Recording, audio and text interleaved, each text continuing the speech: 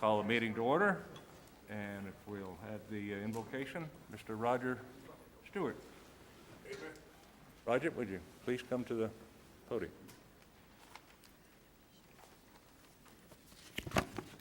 Amen.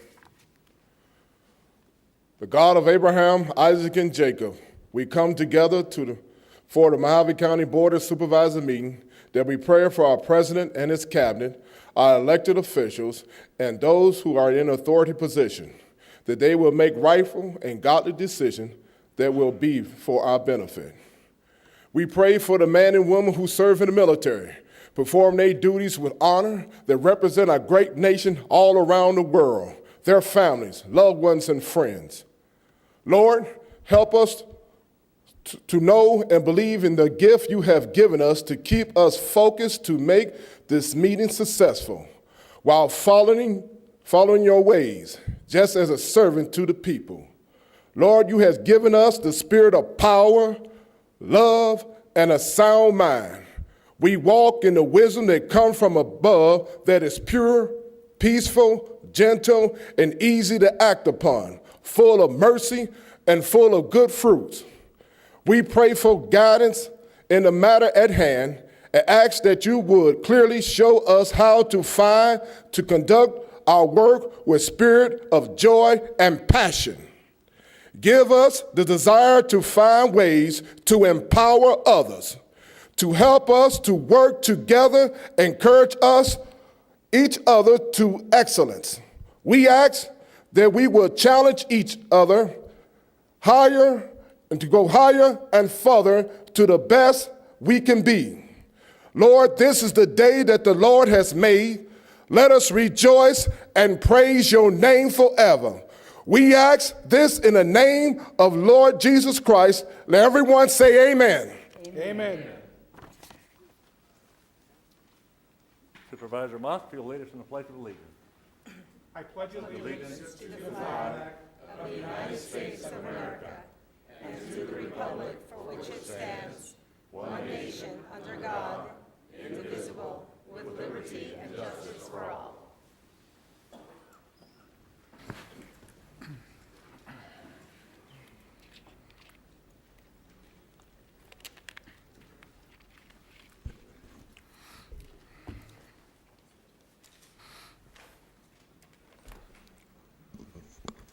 Okay, the chair would entertain a motion for an executive session to be held June 3, 2013 at 9 a.m. for discussion and consultation with legal counsel in accordance with Arizona Revised Statutes 38-431-03, A3 and 4, to discuss items noticed on the agenda with an asterisk. So moved. Motion? Second. And second. Discussion? There being none, those in favor signify by saying aye. Aye. Those opposed, motion carries.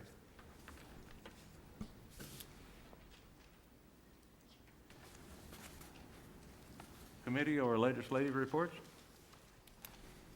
Would you like, do you have a? Yes, Mr. Chairman, thank you.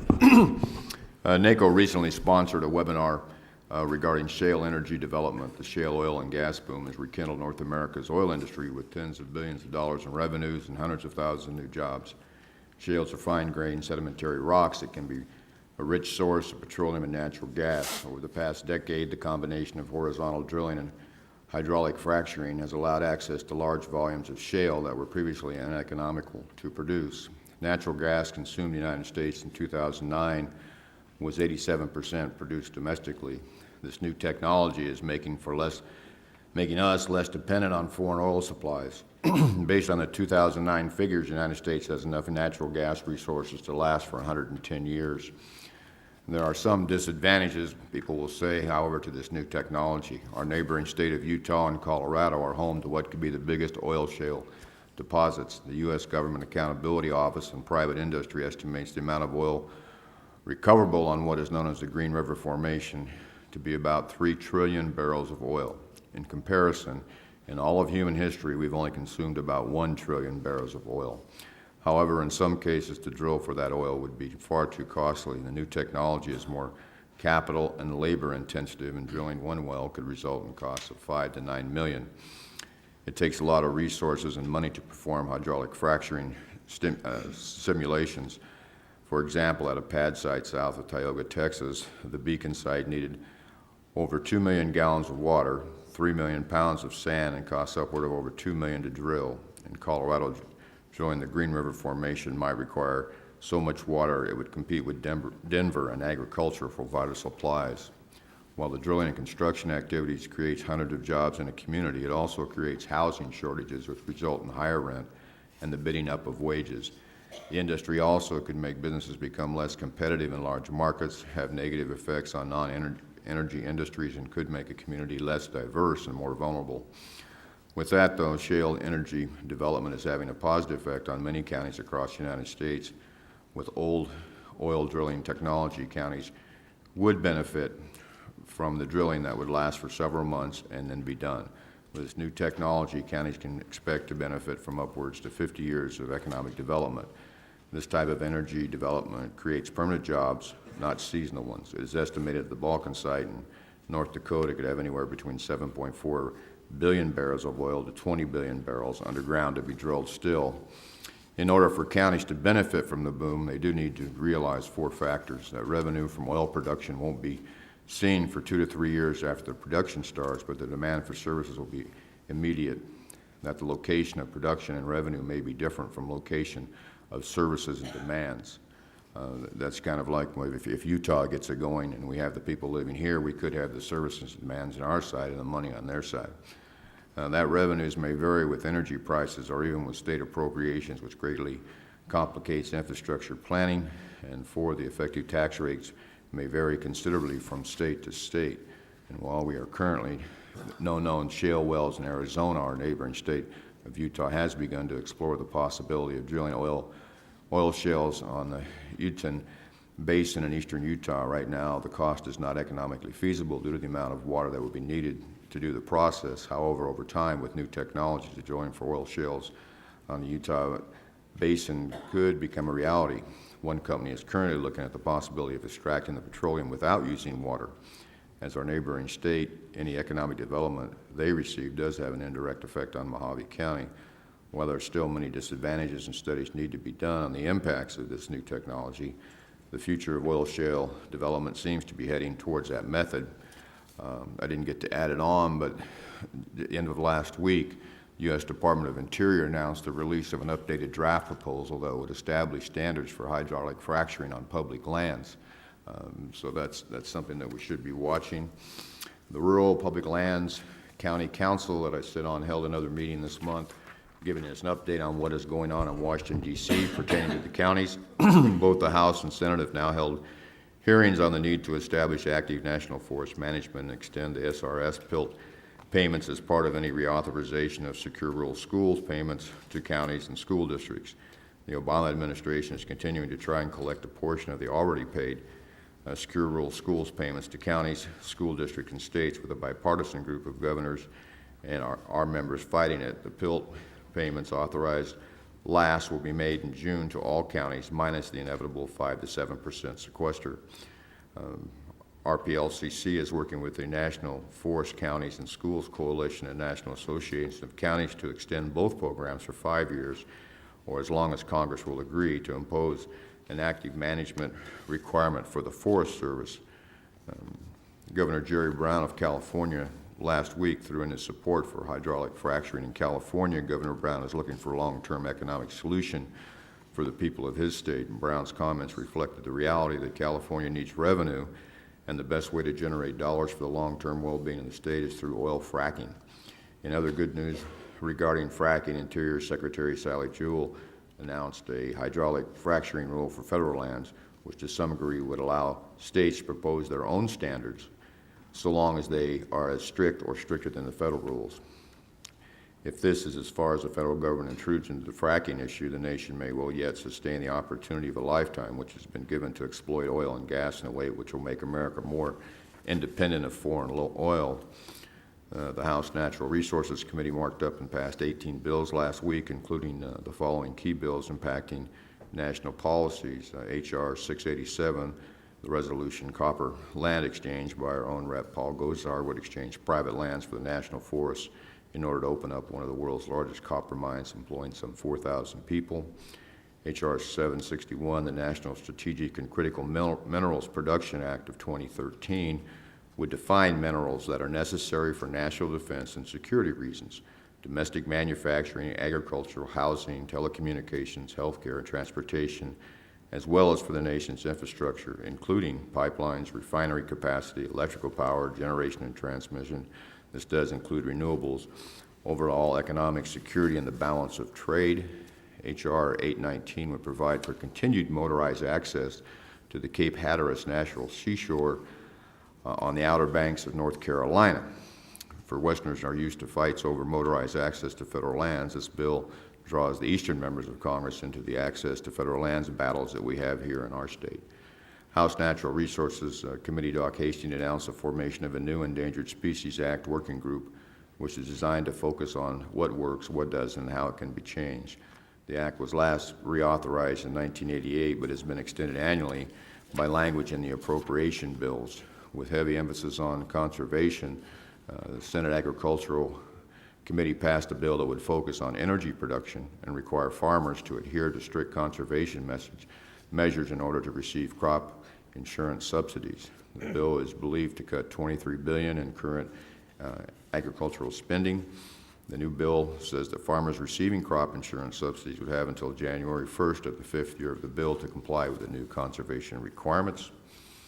Here locally, Energy Fuels has received final approval of its Pine Nut Mountain, one of the few which was grandfathered in before the 2011 1 million acre Obama-Salazar withdrawal went into effect. While it is good news to keep production underway to provide uranium feedstock for Energy Fuels' Blanding, Utah mill, the larger long-term question of whether breccia pipe mining will be renewed in northern Arizona is still to be resolved by the federal courts. $29 billion of potential economic growth is at stake for Mohave County and the surrounding area, and for the industry which still holds mining claims believed to contain the nation's richest supply of uranium. We're also working closely with the American Petroleum Institute at Congressman Bob Bishop's request to generate support for the House fight against the administration's new punitive oil shale and tar sands regulation. The Energy Policy Act of 2005 requires the agency to establish royalties and other payments for oil shale leases that shall encourage development of the oil shale resources. However, the BLM proposes to replace the current royalty rates. These proposed changes could have significant impacts on business and deter the investment in American energy development in our neighboring state of Utah. That's all, Mr. Chairman. Thank you for your excellent report, Supervisor Johnson, and thank you for the work you do for NACO, representing Mohave County on the lands issue and also on the cyber security. I have a small report updating on what's happening in the Arizona State Legislature, monitoring the situation. I would like to thank each and every one of the supervisors for continuing to make contact to our legislators and senator concerning issues that are very important to Mohave County. One item of note is the Senate is now including the Medicaid expansion support for Governor Brewer. Another item for monitoring is the shift of dollars from HERF to DPS.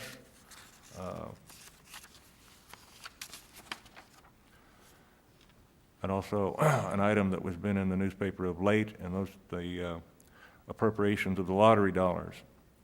It's my understanding that now that we are qualified as one of the 13 counties to receive those dollars, although I believe Representative Borelli is continuing to fight to make sure that those dollars that come from the lottery are not dollars that are held by the state of Arizona for appropriation through the general fund. Another item is the county flexibility language to allow counties to be able to transfer dollars from special funds controlled by the board to meet the complete fiscal obligation. Hopefully Senator Ward Borelli and and Goodell will work with us on making sure that if, for some reason, we're tied to the dollars for the lottery dollars, that we do have some flexibility within our special districts.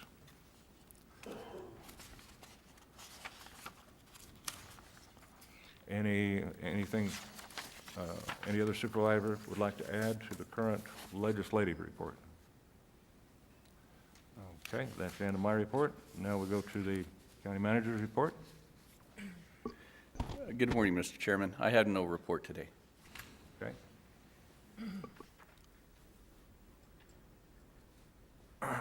Move then on to the call to the public. Those wishing to address the board at the call to the public regarding matters not on the board agenda must have filled out and submitted to the clerk of the board a call to the public notification. The request to speak form is located in the back of the room prior to the meeting. Action taken as a result of public comments will be limited to responding to criticism, referral to staff, or placing a matter on a future agenda. Comments are restricted to items not on the regular agenda, with the exception of the consent agenda, and must relate to matters within the jurisdiction of the board. Do we have anyone wishing to speak on call to the public? I have nothing? Okay. From then, we will move on to the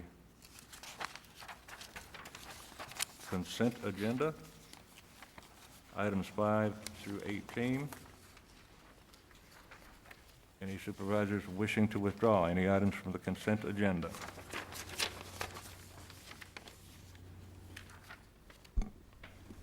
Motion to approve consent? We have a motion Second. and a second to move the consent. Discussion? There being no further discussion, those in favor signify by saying aye. Aye. Those opposed, motion carried unanimously. Thank you.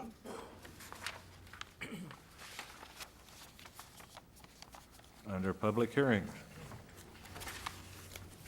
Sheriff Tom Sheehan, Mohave County Sheriff. Under item 19, I'll open the public hearing for the discussion, possible action regarding the adoption of Board Resolution Number 2013-025, establishing pawn transaction fees pursuant to Arizona Revised Statutes 11-251.08, 11-251.13. This has been continued by the board from their meeting on May 6th, and we have several people wishing to speak to those items.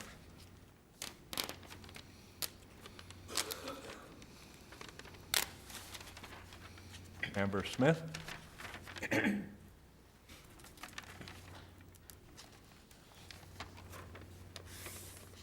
Amber Smith, Lake Havasu City, Arizona, A Lucky Pond. We had a meeting with the sheriff last Your- week. Please state your name and address, please. Oh, Amber Smith, 2104 McCulloch Boulevard, Lake Havasu City, Arizona, 86403. Thank you. We had a meeting with the sheriff last week. It was pretty productive. I just have other questions. Why we have to hire another employee to run pawn tickets going to Leads Online, and possibly the fees and the paying monthly, and then if it's going to be new tickets or repawns. I just want some clarification on all that. May I ask a question? Certainly. Supervisor Moss? You said you wanted clarification on a repawn. What is a repawn? Something that's been picked up and repawned with the same number, the same item number. So hypothetically, if I were to, let's say, pawn a firearm of mine, then pay for it, and then bring it back a week later and pawn it again, that would be a repawn. Correct, And that's already gone through the process. correct. Okay. Have you raised this issue with the sheriff? I did, and we didn't get a clarification on it. Okay. Thank you. Thank you very much. Thank you.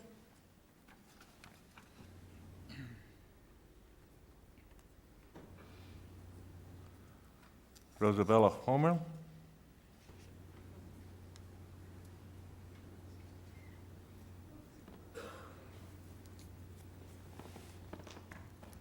Please state your name and address for the record. Hi, my name is Rosalva Homer, 2720 North Apache, Kingman, Arizona. And I'm just want to speak, want to see if I can We did have a meeting with the Sheriff's Department. Everything went very well. We all came to agreement on what we wanted to do, and we're in full support with the Leads Online. I just want to make sure that we are still on, so I really don't have anything to discuss except for as long as what we discussed and agreed on is still in motion in that way, then I have nothing I really need to say. But I do want to say if things aren't what we discussed, that I'd like to be able to come back and discuss later. Make sense? Kinda? Makes sense to me. Okay. Chairman, may I ask? Questions? Supervisor Mohave. Just to make sure, because I've read the backup material, and I want to make sure that things are as you discussed. It's my understanding that the pawn fee or the transaction fee has been reduced from proposed dollar to 40 cents. Correct. And there's no longer a photography requirement either of the item or of the customer. Is that your understanding? That is our understanding. Are there anything else that was discussed at your meeting that you think was part of the discussion? No, that was just mainly our concerns and everything, and with other issues that Amber has, I'm sure we can get with the sheriff and deputy and find out exactly what's required. They're very open to what our suggestions are, and they've been over backwards to consider everything we have, our issues, so I want to thank him for that also.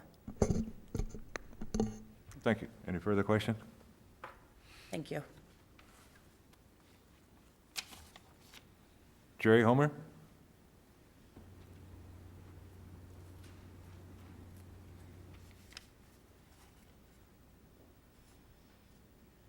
Board of Supervisors, Chairman Watson, my name is Jerry Homer, 2720 North Apache, Kingman, Arizona, representing Pawn World 1 and 2 here in Kingman, Arizona. I just want to thank the board here for working with us and listening to our concerns. I believe we've come a long way from the original bill. The original bill was way too restrictive, and I believe common sense came into this, and I want to thank you for a continuance so the sheriff could meet with us, and that was a very good idea. I want to thank Sheriff McCabe. I believe he worked with us, and he worked with us very good. I believe Lieutenant Solnier worked with us. I believe the Leads Online is a bill we can live with now. I believe 40 cents tickets, good charge, and I understand their need to fund this program, and I believe it will catch criminals. But I also just want to thank everybody, Lieutenant McCabe, Sheriff McCabe, Lieutenant Sone. They all worked with us. I was surprised. I didn't think the meeting would be as productive as it was, but they did actually listen. You guys listened. I just want to thank everybody. Thank you, Mr. Homer. Questions? Thank you. Any questions? No, I'm very happy that it turned out that way. Oh, me too. Thank you. Thank you. All right. Anyone else wishing to speak to item number 19 during the public hearing? No one wishing to speak. I'll close the public hearing. Entertain a motion for discussion. I move to approve item 19 of the agenda. We have a motion for the approval, item 19, I'll second. and a second.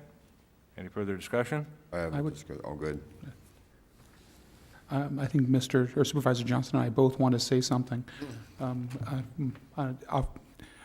My take on it is that it's this whole transaction, this whole process, I would hope would reassure the public that if they do have a concern, coming to the Board of Supervisors and bringing that concern to our attention, we may not act on it, but we'll certainly listen and consider it. And I think this is an example, a very good example, where the public's concerns were considered by the board. And I also want to thank the Sheriff's Department for being so cooperative in meeting with these business people and coming to a mutually agreeable resolution.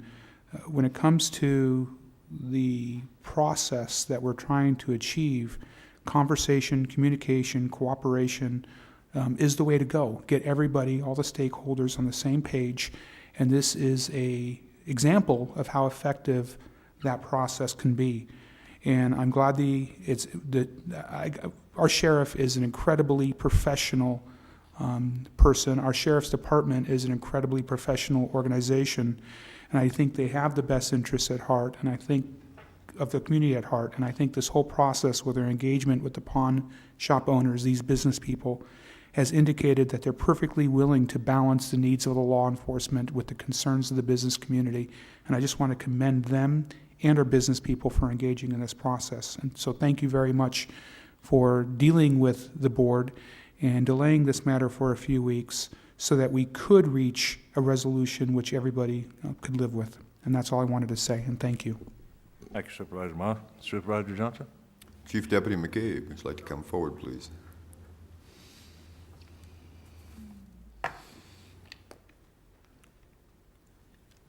The question I have of you, Chief Deputy, is I notice you've taken out the photography of the items being Yes, sir. pawned. Do you still think you can do the job? My question is, I understand it would be a little more work for people, but usually people say, oh, I had a ring that had a blue thing and a red thing, or whatever it was, if we're looking to recover stolen property, but if they actually saw a picture, they go, yes, that was a ring. Right. Do you still think we can do this, you know, the intent of what was placed before us today, will it still be carried out without having the photography in there? Yes, sir. And the reason I feel confident about that is that was actually quite a bit of the conversation we had last week. And we expressed our concerns with the pawn owners, and they said that, you know, we can all do a little bit better, and if you will tell us what you want, we'll do it. And then I assured them, rather than trying to take that ticket and make it a troublesome spot, that we would then contact them and say, look, we have an issue with what you're doing here, and we need to have this and make it a little bit. So it'll probably be a little bit of a working back and forth, a little bit of training of what we would like to see them do, and a little bit of training on our part and what they can and cannot do. So this would be something you'll monitor and then bring back in a year for any... Exactly that, sir. What we discussed last week's meeting was that at 1 year's time that we would all get together prior to July 1st and sit down and discuss the strengths and the weaknesses of the program, what we would like to see and what we would need to see. And as we're doing kudos over Mr. Moss, I certainly appreciate that, but I would like to thank staff, OMB and Ms. Prince. They worked very hard on this and helped us crunch those numbers in a very short period of time and be able to bring it back to you. So I'd like to thank everybody here. That's all I had, Chief Deputy. Thank you. Thanks, sir. Thank you, Chief Deputy. Any further questions? I believe we have a motion for action. There being no further question, those in favor signify by saying aye. Aye. Those opposed, motion carried. Item number 19, open public hearing, discussion, possible action. Oh, just 20. 20.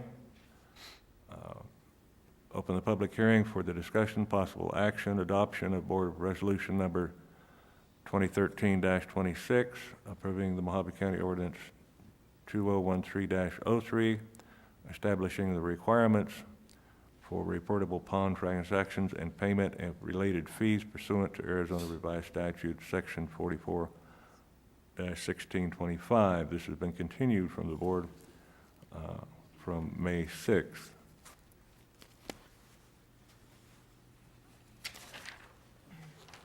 We have two people that would like to speak to this item. They both spoke previously on item 19. Isabella Horner, would you wish to speak again? Jerry Horner, would you wish to speak again? Anyone wishing to speak to item number 20? Then when there being none, we'll close the public hearing and entertain a motion. I move to approve item 20 of the agenda. Second. We have a motion and a second to approve item number 20. Any further discussion? It's for the sake of the public who might be watching. I think item 19 dealt with the fee. Item 20 deals with some of the things which will be reported, including the deletion of the photography requirement. So they're really related, which is why the public didn't want to speak again on the issue, as it's really the same issue. Correct. Any further discussion? There being none, those in favor signify by saying aye. Aye. Those opposed, motion carried. Item number 21, open public hearing.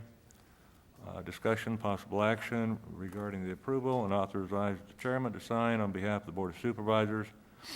Board of Supervisors Resolution Number 2013-047, establishing, number 1, Santa Fe Drive from Industrial Boulevard to Olympic Way. Number 2, Finance Way from Commerce Drive to Flightline Drive.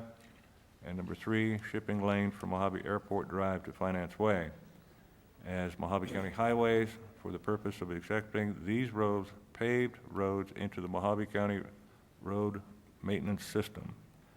This item has been continued from the board on May 6, 2013.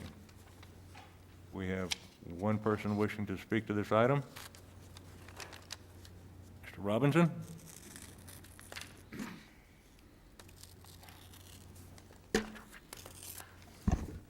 Stephen Robinson, 3439 North Bowie Road, Golden Valley, Arizona. I was very appreciative to see this 142-page agenda packet because it gave a lot of information about the history of this project.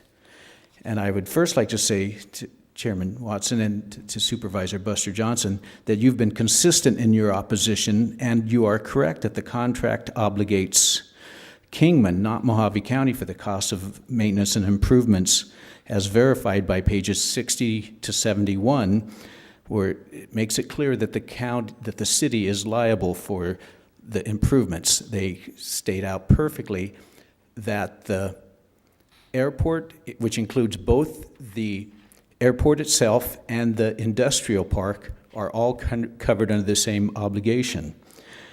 And then in looking at the history of actions by the board, I noticed that there were 2 items that were missed in the list. Maybe it was inadvertent. One was on a consent agenda item number 73 on April 4th, 2005. They added Shipping Lane, Bruce Drive, Topeka Street, and Pate Roads to the county highway system. And then on August 1st of 2005, they added Mohave Airport Drive as a county highway.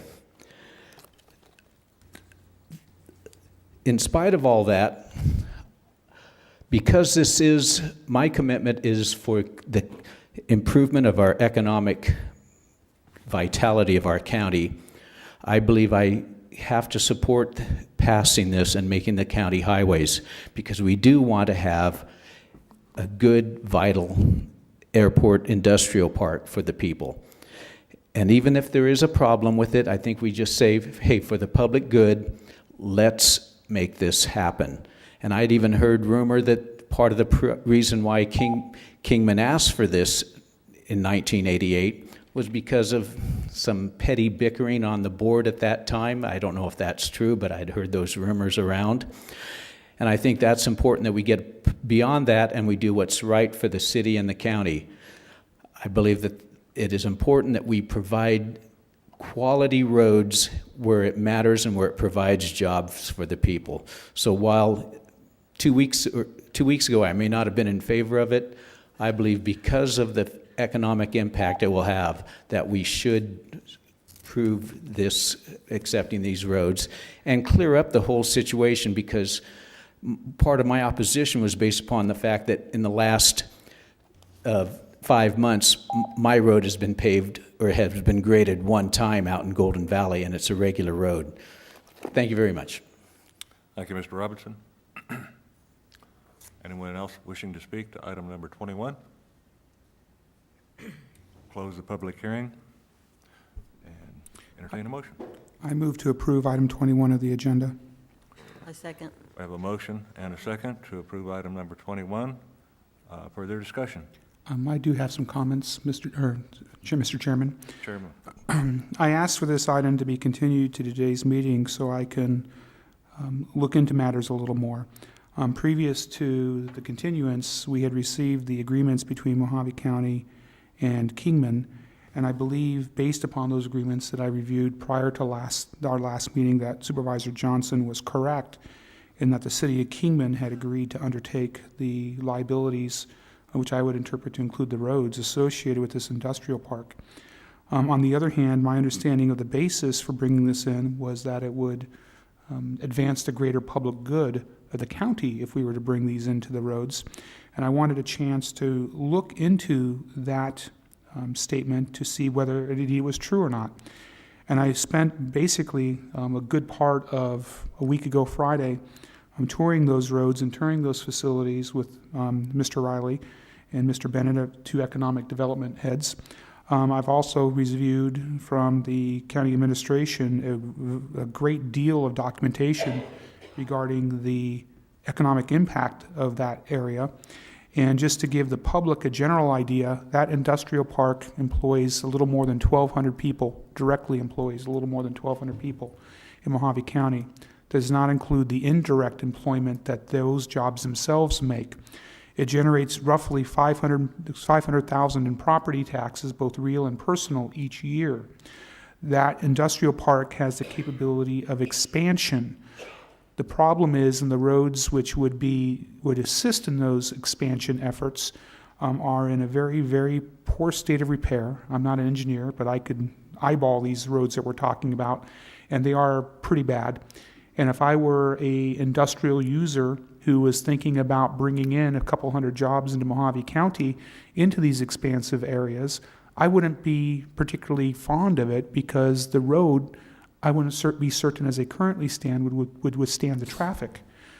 For those economic and financial reasons, even though I do think this is the Kingman financial issue by contract, we as the contracting party, as the one who's supposed to avoid these obligations, have the right to determine whether or not we want to insist on our rights.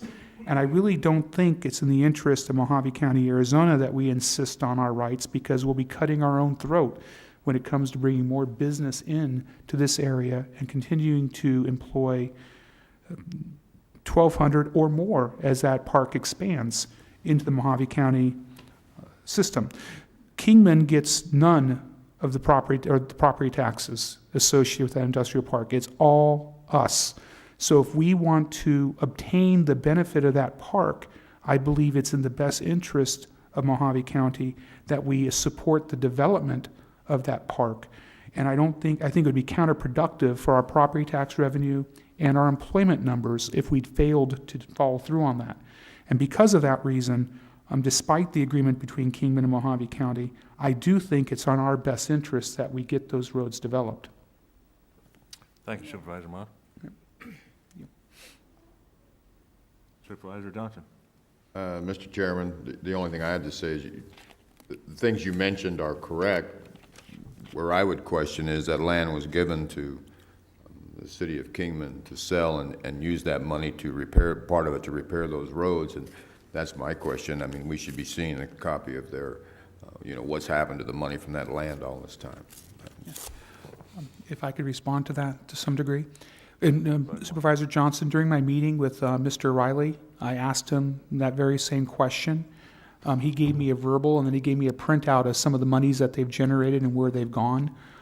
So I think it's just a matter of asking for it. I'll give one example. They raised $3 million, I believe, by some sale of a section of land up there.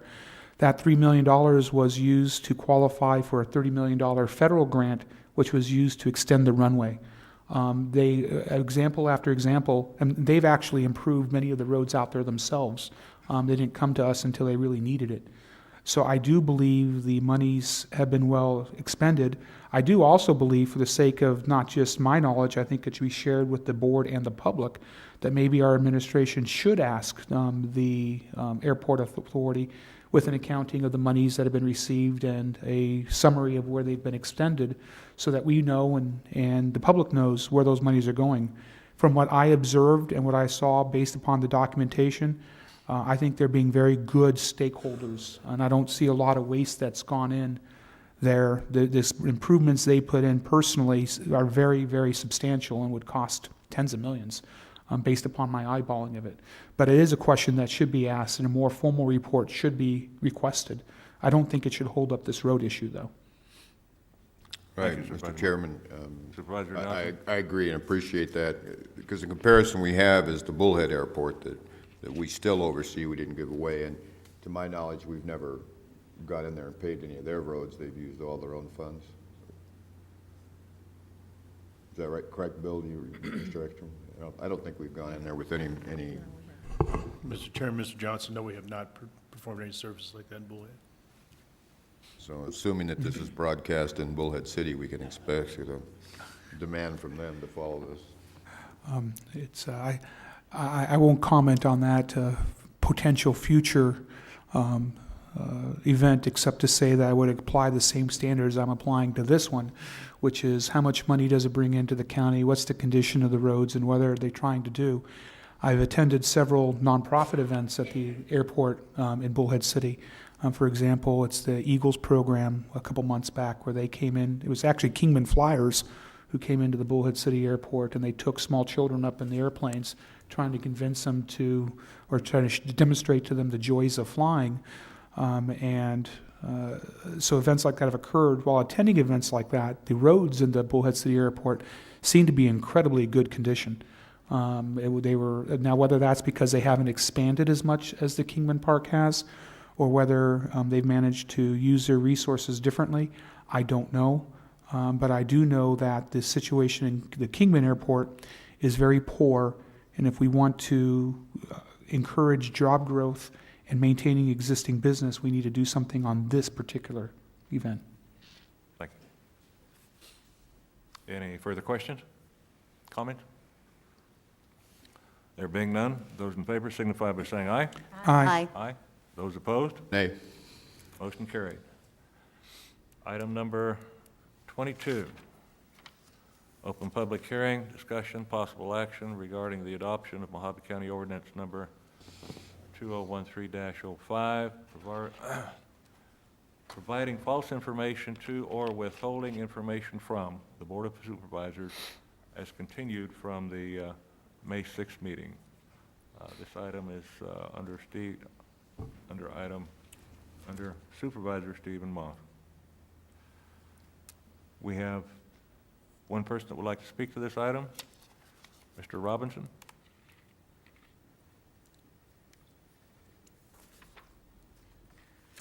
Stephen Robinson, still on Bowie Road in Golden Valley. Chairman Watson, supervisors, there's one thing that can never be said about me, that I won't give you the straight story. And that's what I believe should be given to the supervisors. Because if you don't have the facts and an honest representation of what's going on in the county, you cannot make good decisions. And I believe it's important to have a little bit of leverage over people to whom we have trusted tens, if not hundreds of millions of dollars, that we expect them to tell the truth and and hold them to a higher standard. The citizens of, an average citizen, you would expect to express his perspective and maybe not give you the whole story, give you the truth. So I totally support this agenda item, making sure that we hold people accountable. I would only have one question. Does that also apply to the supervisors themselves saying something to one another? Is there an answer for that? I'll answer that, if you like. Okay. The answer is no. I do not think that the definition of county employee would cover the supervisors. Would it cover other elected officials too? It would not. Oh, okay. The reason for that is, to some degree, this is the target of the ordinance, is for people who work for the Board of Supervisors. And because of First Amendment issues and a variety of other issues, I exempted a whole bunch of categories of individuals. So, for example, it doesn't apply to the public. You, Steve Robinson, are free to stand up there and lie if you'd like to us. I mean, because we're not trying to stop you from advancing whatever position you're trying to, and I certainly would hope you would not lie to us, but there's no consequence under their ordinance for this.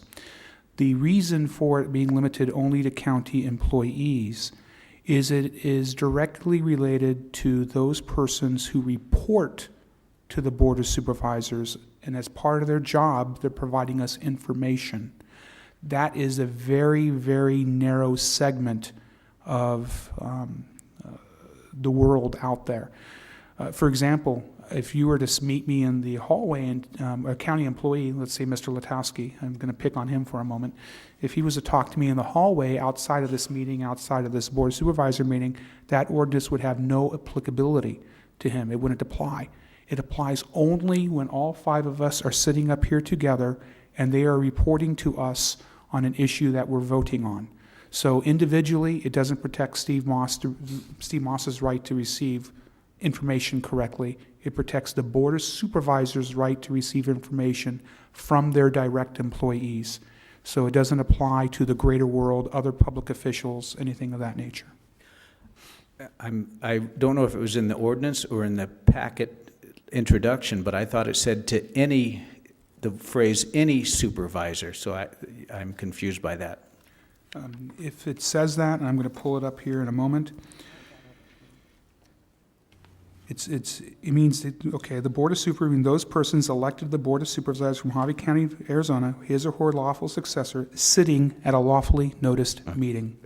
So if I'm not sitting at a lawfully noticed meeting, like right now, it has no application. If I'm in my office, if I'm in the hallway, if I'm sitting out there just chatting with people, if I'm on the radio, it has no applicability. It only means during a lawfully noticed meeting where the board as a whole is sitting together. There are First Amendment issues here, and I try to make it very, very narrow because I don't want to chill anyone's right to speak their mind, even if it is an effort to manipulate us. Would it mean, though, that they're still subject to the merit rules? Absolutely. And if they lie anybody lies, they could be fired or go through the merit hearing? I believe that's correct. Mr. Ekstrom could be better suited to speak to that. But when it comes to this is the board stating, not only are you subject to being fired, and probably would do so if someone had the cojones to actually lie to us directly and it was our direct employee, but in some circumstances, we may refer it for prosecution. Thank you. I do have some questions. Supervisor Brotherton? Okay, if we make this a Class 1 misdemeanor for anyone who lies to us, I can't help but feel like this should apply to elected officials because they come before us, they offer us information, many times that we vote on for a purpose. I could lie to the rest of you supervisors to sway a vote, and I just feel like if I did that, I would be guilty of a Class 1 misdemeanor, the same as any other employee. Can I, point of order, I'd like to close the public hearing and motion for discussion. I'll actually move for discussion. Second. I have a motion and a second. Thank you. I hate to interrupt you. I can address that, Supervisor Brotherton, to some degree. The reason it's so narrow is that I tried to craft it so narrowly is to make sure that it could withstand scrutiny if it was challenged under constitutional or other grounds. For example, I'll give the example of Congress. We're not Congress, but we have just a fraction of the powers, but a lot of the theories hold true.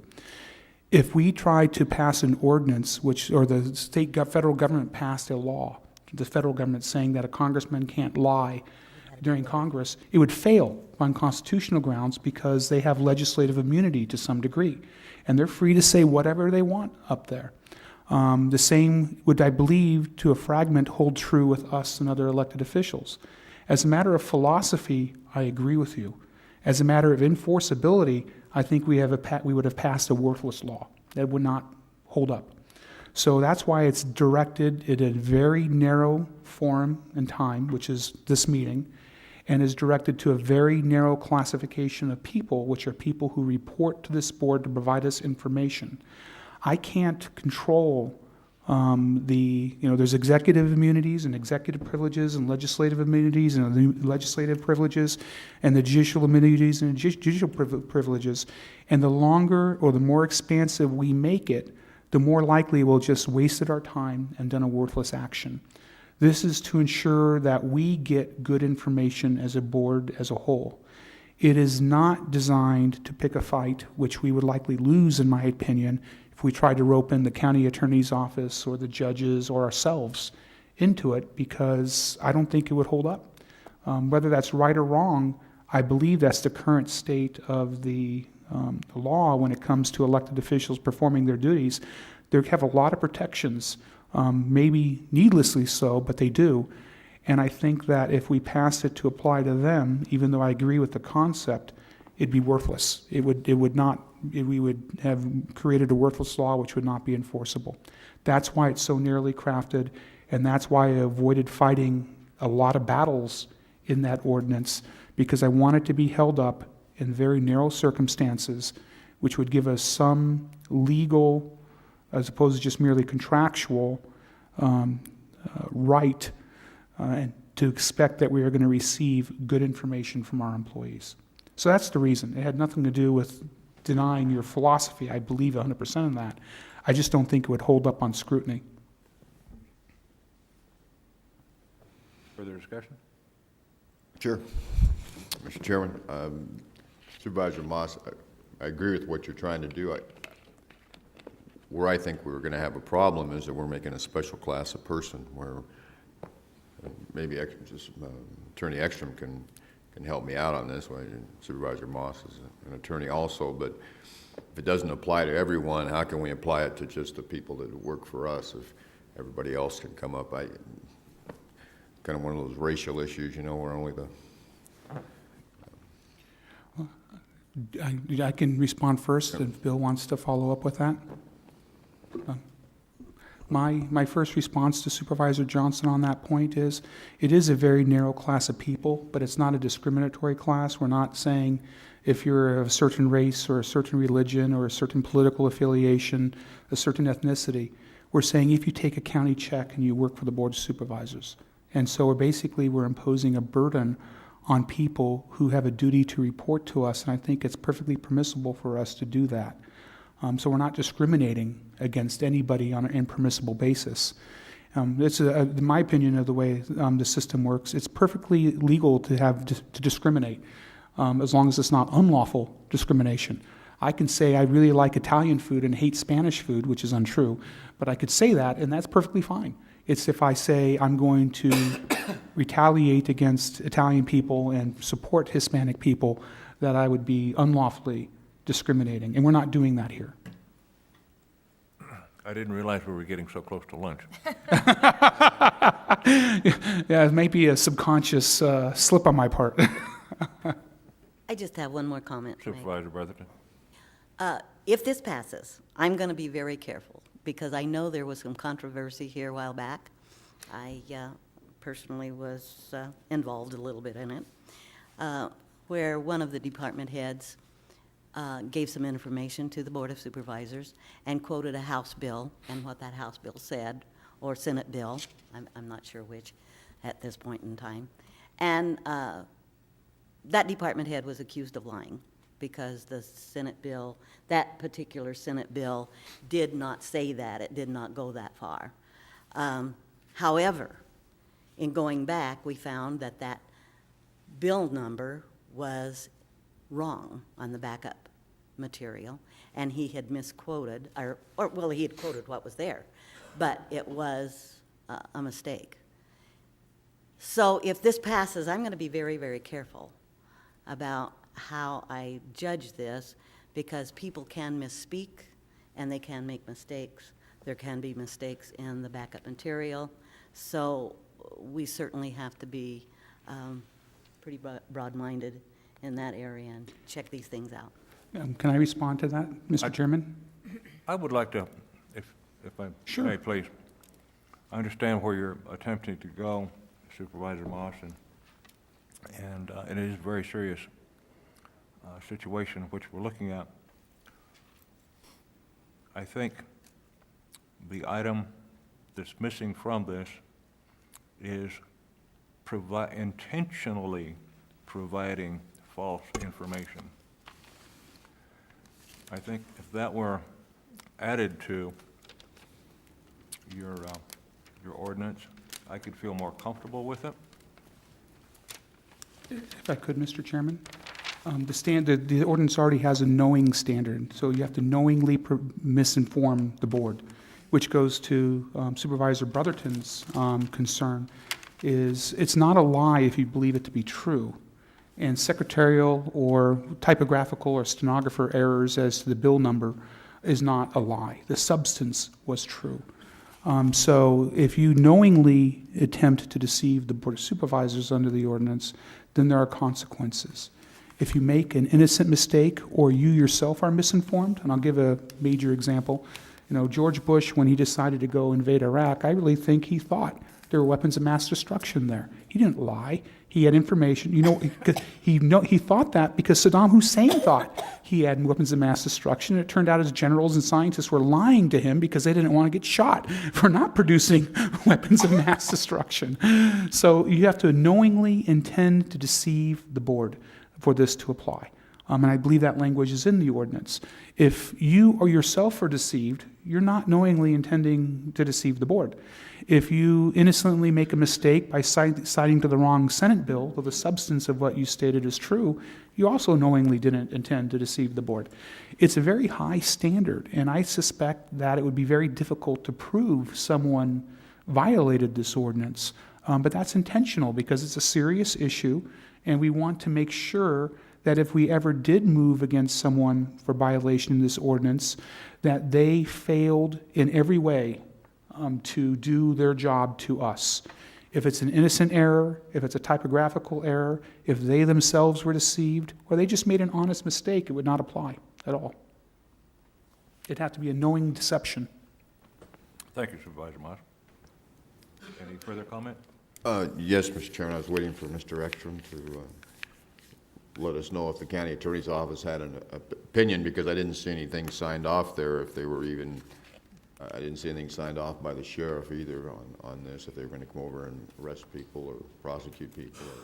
Mr. Chairman, Supervisor Johnson, I had some discussion with Mr. Moss about our concerns about the issues evolving from this. They don't go as much to the legal as they do to some practical things. So on the legal side, it's doable. You have the ordinance authority. This is captured within that. It may be difficult to enforce, and Mr. Moss has readily admitted that, and that's our only concern. So we have the authority to make a law that only pertains to our employees? In this context, yes, sir. We do. And we can bring, do we need to Mirandize these people every time they come forward? Do we need to advise them? I mean, do we need to swear them in? I mean, I just see a problem with the employees. They kind of understand what's going on, but if we're not advising them of their constitutional rights here, they can be subject to arrest. Certainly, we're not accusing them of anything when they come and make a statement before us, so that's not necessary. But there are some practical issues, and we accept those. Our inquiry was merely as to the legality of doing it. Thank you. If I may, Mr. Chairman, I believe Miranda rights only apply if an employee is actually under a criminal investigation. Not, they wouldn't be under criminal investigation until we became aware that maybe they lied to us, and we decided to do something about it. So when they speak to us here and they're just doing their job, the Miranda is way, it's not even closely related. When it comes to the difficulty of proof, the best analogy I would raise is a fraud claim. If someone commits a fraud against me individually, it's almost a criminal standard of proof. It's really hard, even if it's actually true. There's so many requirements, there's so many elements, it's very difficult to prove fraud in a civil context. And this is very similar to that. But even though it's difficult to prove, doesn't mean there isn't a theoretical legal right which people can and do pursue, and sometimes, not very frequently, sometimes prevail upon. This is very similar to that context, in my opinion. Thank you, Supervisor Moss. We do have a gentleman from the audience, I believe, who would like to speak. Yes, I rise for a point of order at this point in time. If you'll give your name and address to the clerk. Walter Spar, 2051 Spar Circle, Lake Havasu, Arizona, 86403. I came here to testify as to item number 22. Unless I misunderstood you, you closed public comment before inviting other people to come up here and speak. And so I ask that you reopen that. Well, certainly I'll let you speak, sir. Yes, I rise in support of this, this idea. I'd like to give you some history.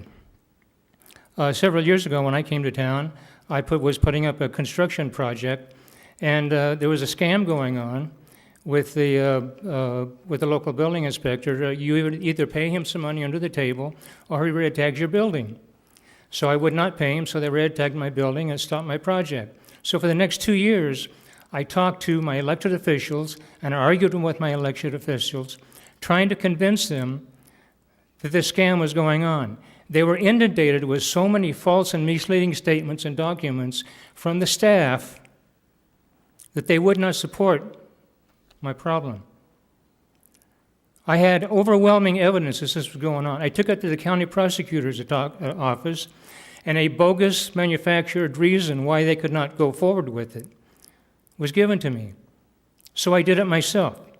I spent 5 years totally in court arguing this nonsense. The first judge in the case, after 9 months into the case, he recused himself after suddenly remembering, after he saw the evidence, that some of these defendants were friends of his. So another judge came in, delayed it for another 4 years, and I will just refer to him as a drunk on the bench. And finally, a third judge had to come into it, and he awarded me $250,000 for my problem. This was going on. None of the elected officials in my area would listen to me because they were totally inundated with false evidence and false information from the staff. The staff was part of the operation. I think that we need some kind of a law that puts all the staff members on notice that they can be subject to prosecution. Any questions? I have a question, Mr. Chairman. This will only apply if it goes through Mr. Spar to county. It won't apply to the city. I understand that. I would just like to make a comment that I've encountered Mr. Spar a few times. He's a businessman and very involved in the community in Lake Havasu. And he's actually the only person I know who legitimately has the title of rocket scientist. He makes lasers and other space-age components in that Lake Havasu City area. And he's, I think, a certifiable genius, though he won't admit it. Thank you for your comments, sir. Any further discussion? There being no further discussion, we do have a motion. Yeah, we had a motion for discussion. I'll make a motion to approve the adoption of Mohave County Ordinance 2013-05, providing false information to or withholding information from the Board of Supervisors. We have a motion Second. and a second. Any further discussion? There being none, those in favor signify by saying aye. Aye. Those opposed? No, I just think it has a special class of people. That's the only reason. And I will also oppose. Thank you. 3-2, motion carried. If I can ask a question by way of process, Mr. Chairman? Certainly. Does that mean it now has to go out to publication for a period of time, Mr. Ekstrom? I believe we've already had publication prior to the public hearing. The law won't go into effect until 30 days after the minutes are approved. Is that correct, Mr. Hendricks? That's my understanding also. Thank you. I'm new at this. For me, I have no understanding. Neither do I. I'm new at this job, which is why I wanted to check with the two experienced gentlemen. Thank you. And motion carried. Item number 23, discussion possible action, approve amendment number 3 to contract number 09-P-06, Animal Control Shelter Management Services with Western Arizona Humane Society, Lake Havasu City, Arizona, effective July 1, 2013 through June 30, 2014, and modification of county contract administrator to Mohave County Administrator and/or designee, and all other contract terms remaining the same. This was continued from the May 6th agenda. Motion to discuss. We have a motion Second. and a second for discussion. Chairman, I'd asked for this item to come back this week.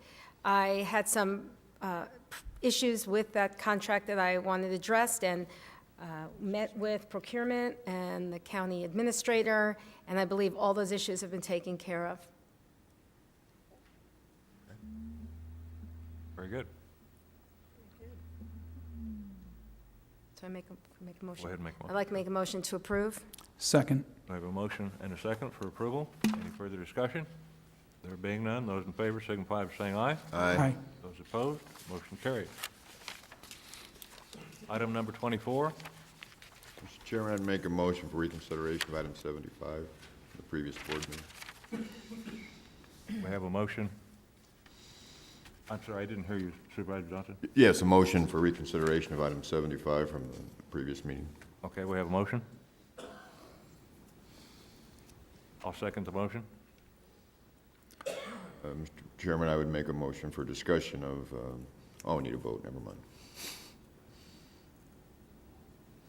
I'll second the motion for discussion. Those in favor, I think I need a vote first before I went there on the reconsideration. Don't we, Bill? Motion to reconsider. motion for reconsider, yes. We have a motion and a second for reconsideration. We don't have a second yet. I second it. Oh, okay. Those in favor signify by saying aye. Aye. Aye. And those opposed? No. No. Okay, no consideration. Item number 25, discussion possible action, authorization of a fee waiver for the Mohave Valley Park septic. Motion for discussion?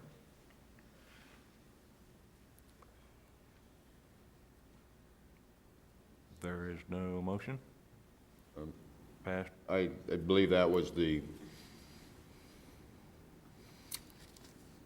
that's what would have been reconsidered. We can't do 25 now, Bill, right? Mr. Chairman, Mr. Johnson, I believe you can go ahead and do 25 if you get motions and All seconds. right, I will make a motion, item number 25, basically for the waiving of fees, for the Mohave Valley Park septic. Okay, we have a motion for the discussion.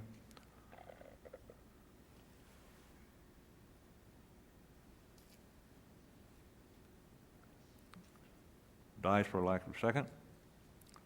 Item number 26, discussion, possible action, status of drafting, distributing, and gathering completed conflict of interest forms from county employees.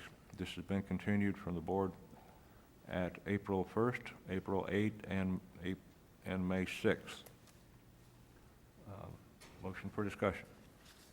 So moved. I second. We have a motion and a second for discussion.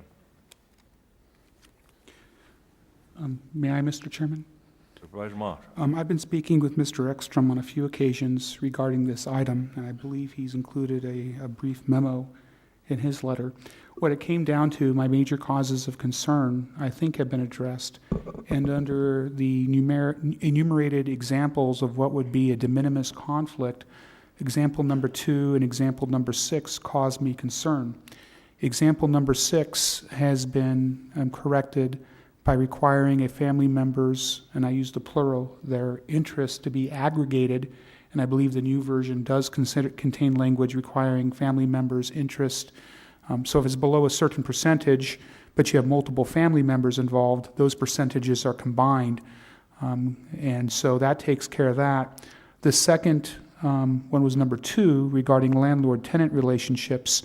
And it's no fault to the county attorneys or human resources, but because that language comes directly out of Arizona statute, and in my opinion is incredibly poorly drafted.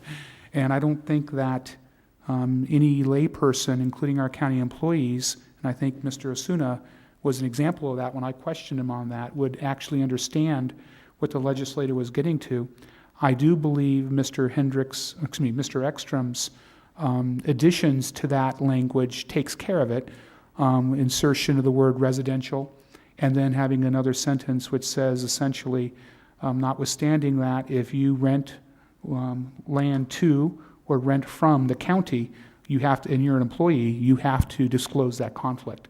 And because of those 2 clarifications, I believe Mr. Ekstrom has done a very good job in taking care of my concerns regarding the examples of de minimis, which means you don't have to disclose it, conflicts. May I say something? Supervisor Angus. In practice, would this form be given at the orientation meetings? How are employees going to be instructed about this form? Mr. Chairman, could I have Ray Asuna, our Human Resources Certainly. Director, come down and answer that? Mr. Asuna?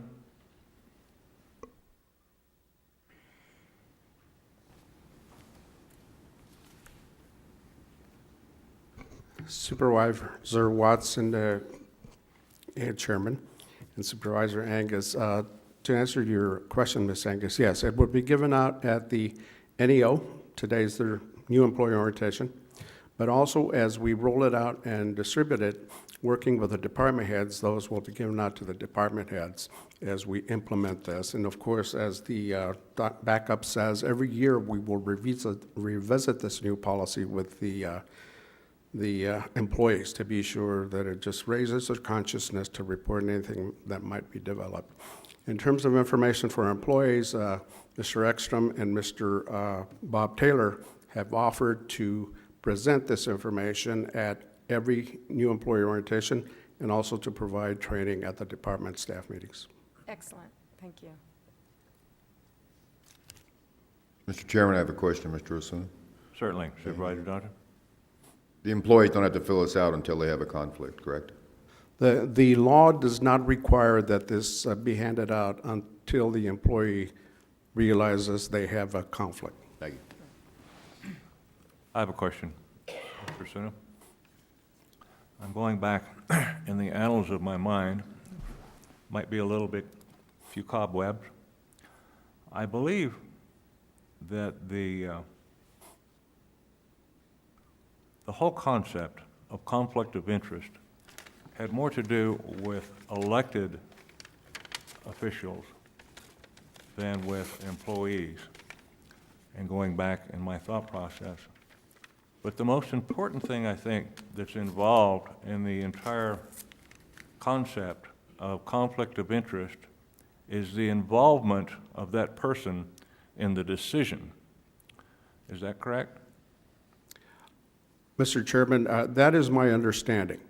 That, of course, I can't speak to the legal history, so maybe Mr. Ekstrom can address Well, that. I'll ask that question to Mr. Ekstrom also. Okay. But I'm hoping that we can install this in our orientation for new employees. I feel a little uncomfortable in demanding that all our employees immediately fill this out and send it back into us. Mr. Ekstrom, I'll pose that question to you. It's my understanding that the conflict of interest whole concept has to do with those involved in making the decision. Is that correct? Mr. Chairman, board members, that was part of the original concept, but the law as it's written applies to employees, any public employee, whether you're an elected official or not. In fact, as you know, as an elected official, you're required to file a separate form disclosing any conflicts in property you own, and this is almost an expansion of that, but it does apply to all employees. I understand that. And I think the concept that Mr. Moss had was to create sort of a bank of existing conflicts rather than to require people who have no conflict to report unnecessarily. I have a comment. Certainly. Supervisor Brotherton. Okay. I think that probably it should apply to, well, as Mr. Ekstrom says, everybody, but anyone who is in a position of making policy or helping make policy or influencing those people that vote probably should sign this conflict of interest. But I do think certainly it would apply to the employee that was in a policy-making position. No doubt about it. And my point is simply this.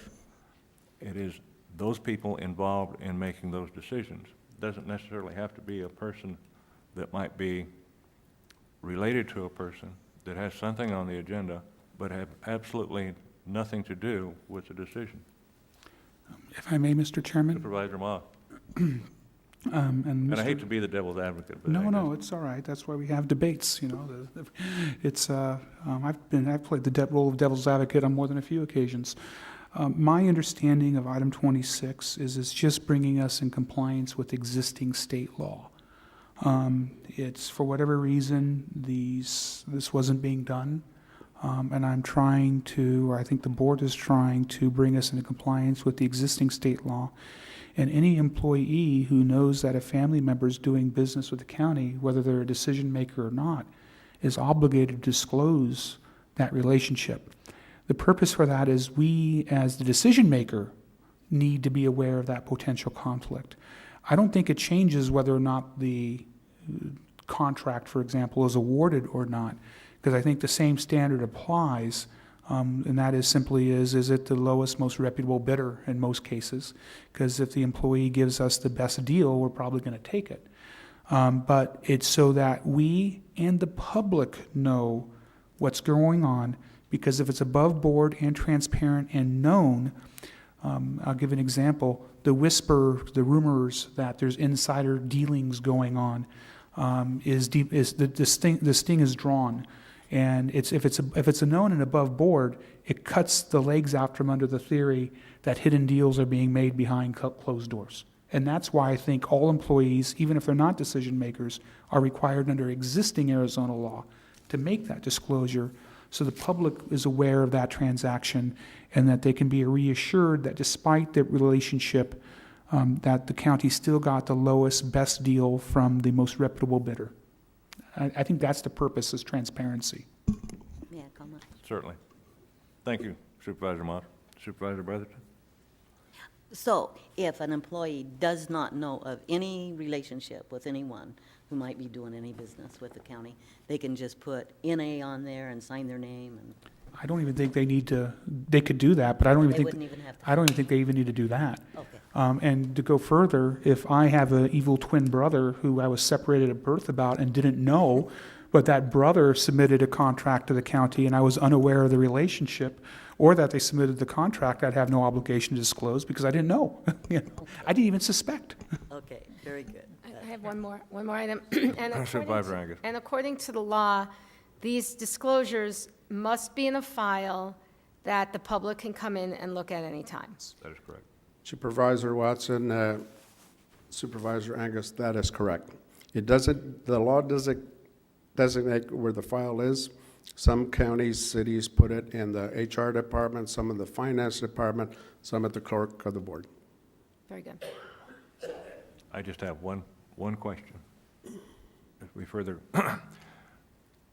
the current employees, will we be asking the current employees then to fill out a conflict of interest form, whether they think they might or not, and if there is not, what do you expect to have on the form? If they fill out a form and they turn it in and there's no conflict, Mr. Ekstrom can speak to this more than I can, but I believe that if there is no conflict, the employee need do nothing with the form. If there is a conflict, and let's say my cousin or my brother is doing contract work for the county, I have to list it out. I think it's fairly, and existing employees have that same obligation. In fact, under Arizona law, they have that obligation now, they're just not complying with it. Right. And my question is this: if there is no conflict, what does that employee do? Do they have to turn in a piece of paper for the file? I believe the answer is no, though Mr. Ekstrom can Okay, add to that. that's what I'm trying to get to. Mr. Ekstrom? Mr. Chairman, I think that was unclear in the beginning, but I think it's clarified now by Mr. Moss's comments that this is meant to establish a bank of existing conflicts. Okay. So if you have no conflict, you don't go to the bank. Thank you very much. Okay. I have no further questions. Any further questions from the board? We have a motion, I believe, on the floor? Or do we have a motion for discussion? No, we have motion, no, I'll make a motion to approve. We have a motion for approve. Second. And a second. Further discussion? There being none, those in favor signify by saying aye. Aye. And those opposed? Motion carried. Item number 27.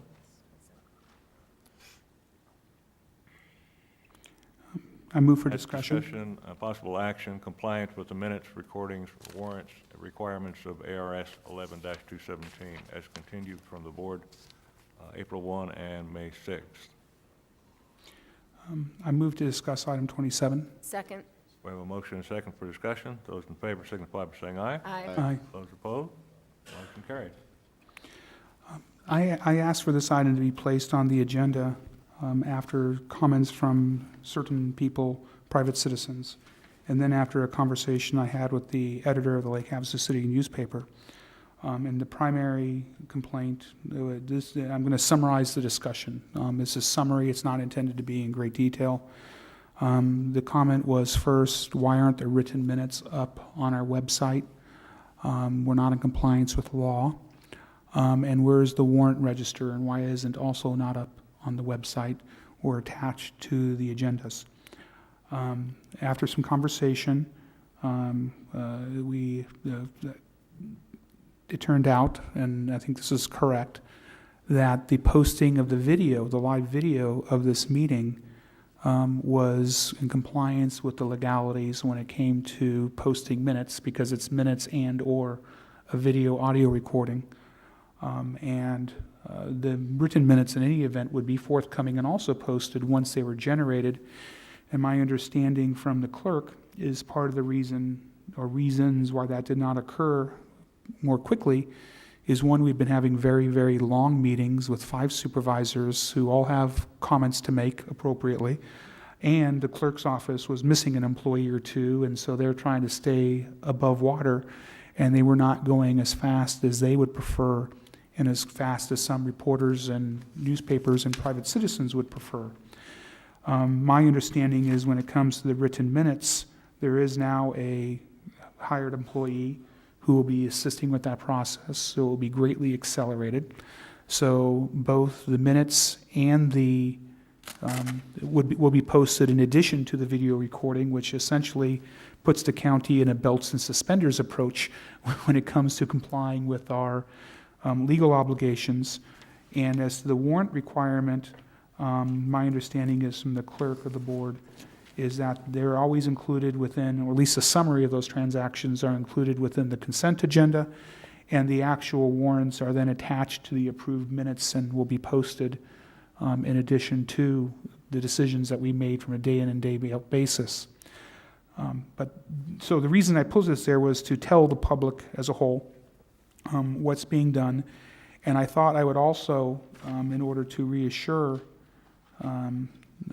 various newspapers and reporters and general members of the public, such as Mr. Robinson, who's brought this to my attention on an occasional basis, is to maybe have Mr. Ekstrom elaborate on that and how the county is in compliance with its legal obligations, while at the same time providing a justification as to why the written minutes have been slow getting up, though they are coming.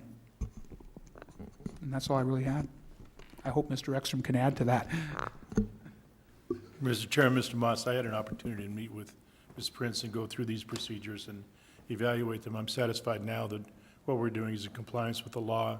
And of course, we like to do even more than we're required to do to make certain the public is aware of the county's business. And I think that's her goal. And I believe that she's resolved any legal issues we've had. Thank you, Mr. Ekstrom. If I can ask one question, just to make sure for clarity's sake. Supervisor Moss? I know we have our warrant summaries where they have the lines going through as to what we're doing as a county business, and that's in the consent agenda. But if folks wanted to review the actual warrants, they could do so by visiting the county administration office. Is that correct? Mr. Chairman, Mr. Moss, I believe those are public records. Right.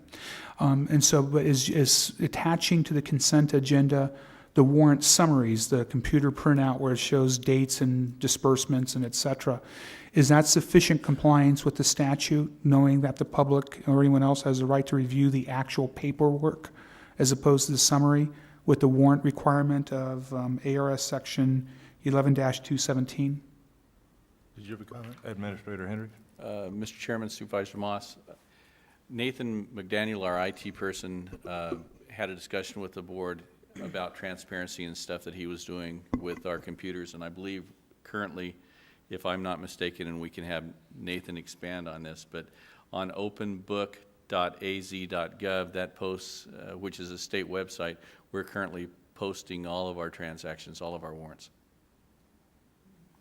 Thank you. And I might interject. One clarification, over $5,000. $5,000. And I had suggested when the board expanded to 5 members, that the new board members have an opportunity to go through the warrants and give us a written report prior to each meeting, but I didn't get any volunteers. Only pulling your leg. I don't remember that, Mr. Watson, but my memory is flawed, so if you gave me the opportunity, I appreciate it, and I'm certain that if the public has that right, we would too. And if I want to go through pages and pages and pages of warrants, I will only do so if my summary, of reading the summary of the minutes, which I do, spark any questions in my mind. Thank you, Mr. Watson. That's a good answer. Supervisor. Yes, sir. Steve Robinson, Bowie Road in Golden Valley. There is only one point I'd like to address regarding the warrants. And according to the ARS 11-217, it does state that any warrants in a single reporting period less than $1,000 to the same person or entity that totals to more than $1,000 should also be in that report. And the only reason why that becomes an issue is if there was 20 different checks or warrants written to the same person for $999, it would not appear on the warrant register, but we had already sent out almost $20,000 to one person. And so that's part of the state law, is to require any warrants totaling to over $1,000 to one person in a single month also be listed on the warrant register, and that was my only comment. Thank you for your comment. May I ask a question, Mr. Chairman? Certainly. Mr. Hendricks, does that currently occur when the aggregated warrants, or the aggregated expenditures, are they disclosed? It's my understanding if they, to any one vendor, if they exceed $5,000, that's also posted. Okay. Is it 5,000 or 1,000? The accumulative 5,000, if it exceeds $5,000 to any one vendor, then those transactions are posted. Was Mr. Robinson incorrect when it says exceeding 1,000? I wasn't sure what I heard properly. Maybe I misheard. I think County Administrator Hendricks is addressing what he can approve and what's approved, but the warrant register, according to state law, says $1,000. If you look at ARS 11-217, it says $1,000. And that's for the current practice. The warrant register that comes up on the minutes of every meetings, every warrant and it lists the warrant date it's written, it lists the warrant number and the dollar amount singly. And so then what happens is if there was 2 checks written to Joe Blow for $550 each on 2 different dates, because it's written to one person, one vendor, they should be listed on the warrant register if they total to over $1,000 according to the state law. May I ask a question, Mr. Chairman? Mr. Robinson, this is a question for you, and then I'm going to ask Mr. Ekstrom. Do you believe that is currently occurring on the warrant registers? I've been tracking them since they started doing them in November of 2010, and no, they do not do that currently. Okay. Then I'll ask Mr. Ekstrom. Are we required to do it as the way Mr. Robinson is claiming? Mr. Hendricks has pulled up the statute, but I have no reason to doubt that that's a statute, and certainly we'll make an effort to comply with that if we haven't been doing so. Yes, and Mr. Chairman, Supervisor Moss, I'm sorry. Mr. Chairman, Supervisor Moss, I think possibly I interjected when I shouldn't have. We were talking about 2 issues right now. I was bragging about the strides that the county has made in transparency, and that we're also posting our warrants on the state website. Regarding what Peggy Prince's requirements are, should be a different issue, and that's Bill Ekstrom said that she's in compliance with state requirements based on his interaction with her. And I've got the statute here. It says under 11-217D, the minutes shall include all demands and warrants approved by the board in excess of $1,000, and multiple demands and warrants from a single supplier or individual under $1,000 whose accumulative total exceeds $1,000 in a single reporting period. Mr. Ekstrom, do you know if we're complying with that? Mr. Robinson indicated that he thought we were not. Have we looked into that? And Mr. Chairman, Mr. Moss, I have not looked into that. Ms. Prince may know. We certainly will comply with it if it's the law. Mr. Timko?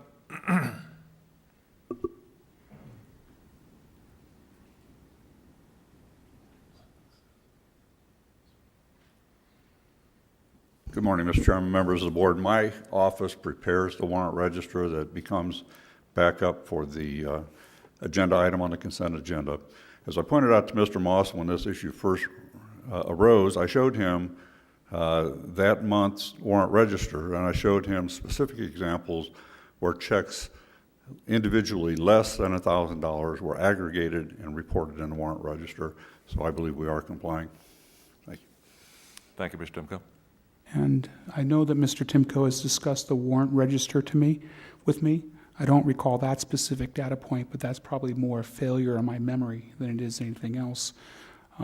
So can I ask this? Because I don't think this is something that we need me individually to be aware, but I want the public to be assured that it is occurring.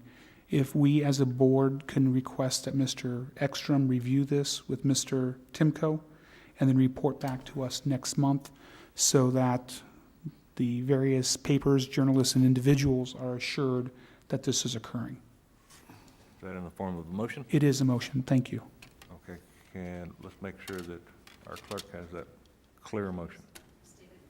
I move that Mr. Ekstrom meet with Mr. Timko and review the warrant register to ensure that we're in compliance of ARS Section 11-217, including the $1,000 cumulative reporting requirement, and that they report back to this board at our next regularly scheduled meeting.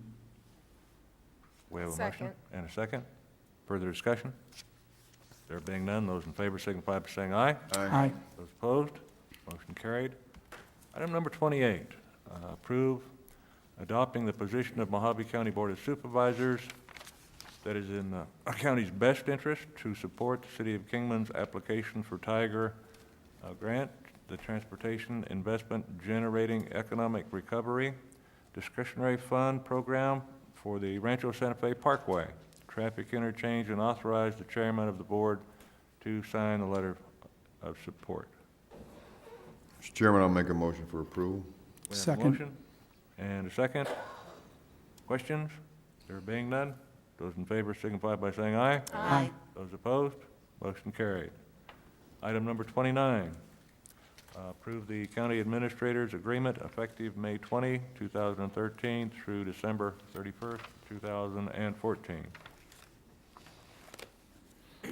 I move to approve item 29 of the agenda. We have a motion Second. and a second. Question? Yes, why does it say county manager at the top?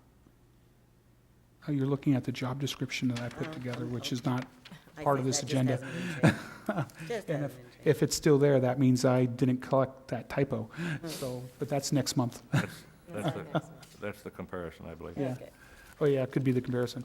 But as to the, Yeah, it is. I do have a comment on the contract. I did ask several questions regarding the contract. They were resolved to my satisfaction.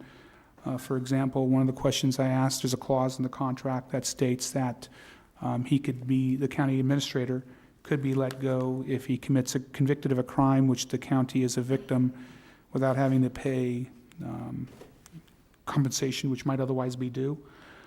I asked why it was limited to the county being a victim, and the clarification was we can always let him go for any reason, including conviction of a crime. It's just a compensation end of things is limited to when the county is a victim.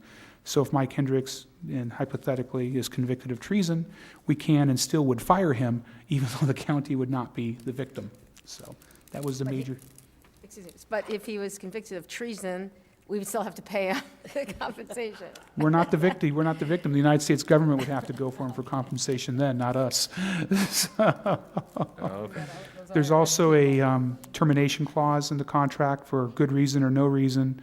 On 30 days' notice, we could let him go and pay him 1 month's compensation, which I think protects the taxpayers in the event that Mr. Hendricks does not do the outstanding job that I think he's going to do within the term of the contract, and I have every faith he'll do. But there is a Plan B in place, and I think overall, this contract gets the Board of Supervisors an outstanding county administrator while protecting the public's right to make changes through the Board of Supervisors if it becomes necessary. Any further comment? There being none, those in favor signify by saying aye. Aye. Aye. Those opposed, motion carried, and congratulations. Mike, don't get convicted of treason. Meeting adjourned. Good meeting. I know.